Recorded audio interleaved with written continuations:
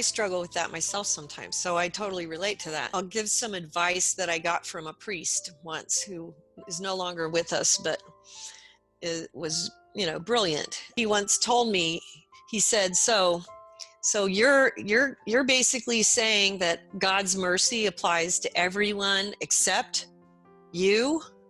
And he said, how arrogant is that? And I was like, yeah, you got a point there. That's a good point, Father.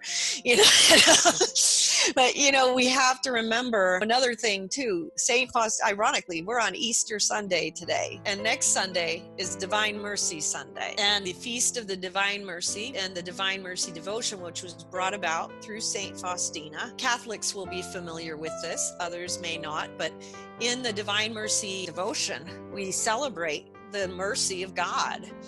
St. Faustina had visitations with Jesus Christ for years, and this whole devotion to the divine mercy of Christ and having his mercy showered upon us on Divine Mercy Sunday every year, and also throughout the year through these devotions, which you can look up online. Just look up the Chaplet of the Divine Mercy or the Divine Mercy Sunday, and you'll find out more about it. But one of the things Christ told St. Faustina that I think is so important was, he said, tell people that the greatest attribute of God is mercy.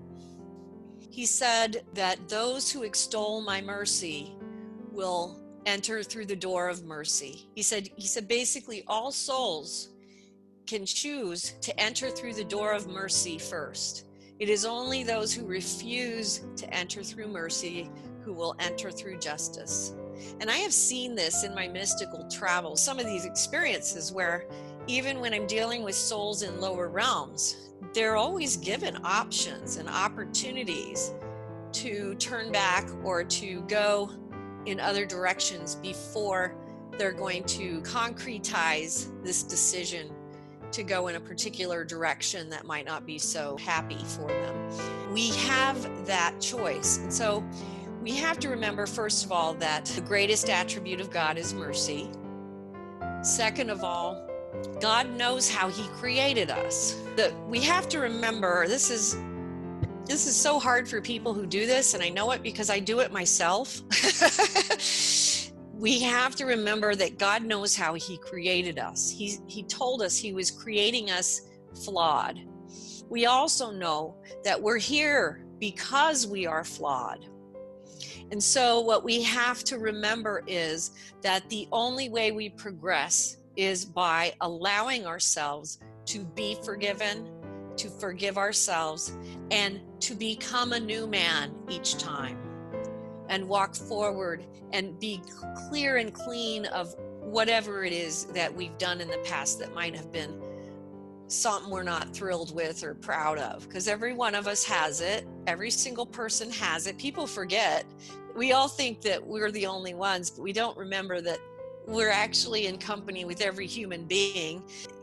We all have stuff like that. And so, but we have to remember that God created us knowing that he chose to create us as imperfect beings. So he didn't create us with the expectation that we were going to come down here and be perfect beings. He created us as human beings. So it's okay that you've had things in your past that were habitual. The thing with habitual behavior is if you've always done it, it's really hard to even recognize that it might not be serving you.